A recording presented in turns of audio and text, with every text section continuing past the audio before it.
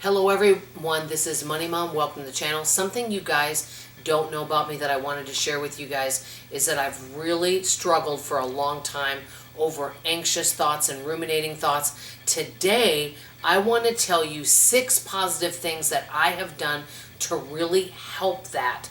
And I'm hoping it can be a help and encouragement to you. I am not a psychiatrist or medical professional in any way. If anyone is needing help, please always seek help in this area. I'm just sharing from a personal experience some things that have helped me and may be good for you. Okay, the first thing that I've done, and I'm going to tell you the big thing that's really caused a lot of anxious thoughts for me, is I tend to be an over talker. I get really excited and I talk before I think. And so slowing down has really helped with that. So the number one thing is staying in my own lane. And by the way, many of these tips I'm giving today may not be relevant to you, but I'm hoping some of them may be helpful. Okay, so staying in my own lane makes a huge difference. And I'm going to give you an example. I always love to give examples. This happened a while back.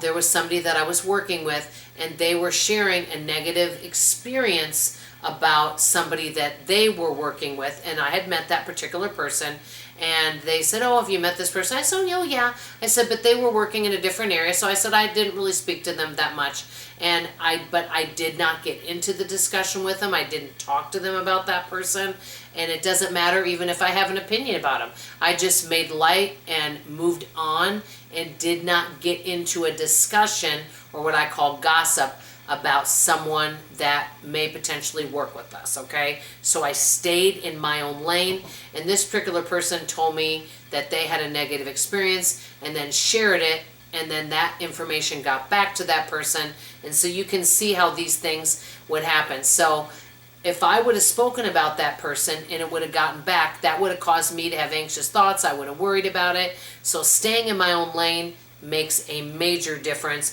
which brings me to number 2. I used to be an oversharer and share all my personal life, and then I'd be a people pleaser, and I'd want to explain everything. I'd want people to agree with me. I want people to validate me because I validated others, which caused all these anxious thoughts. Now I'm figuring out a lot of things on my own.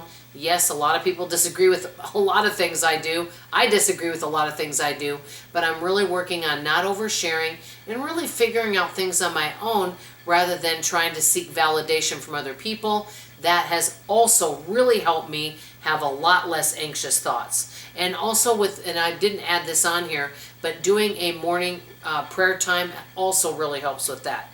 Okay, another thing and this one's fairly recent and it's really helping me, is number 3, every day I'm either reading a little bit or I'm listening to either some kind of podcast, YouTube video, audio book, or reading a little bit of some type of self-help, something to improve my mindset and reframing my thoughts into positive thoughts, anything that's going to better me in some way, because it really sets me up for success rather than worry. I mean, I heard somebody say, "Hey, let me ask you a question. Has worry helped you in any area of your life? Has it helped your problems?" No, it hasn't. So instead of filling my mind with negative or worrisome thoughts or anxious thoughts, I'm filling my mind with something where it's proactive and positive.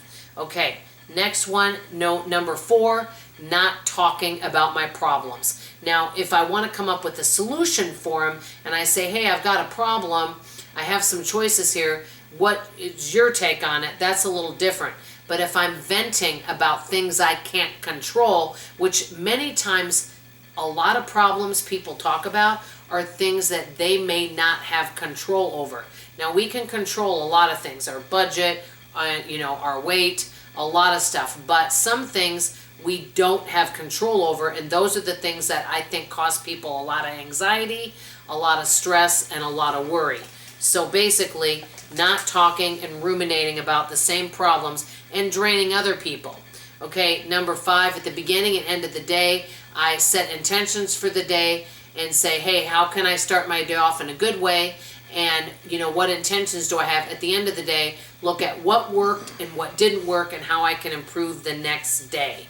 And then basically, to sum this whole thing up, I look for ways every day that I can improve. So if I feel something is not working well, it could be anything. It could be a work situation, personal situation.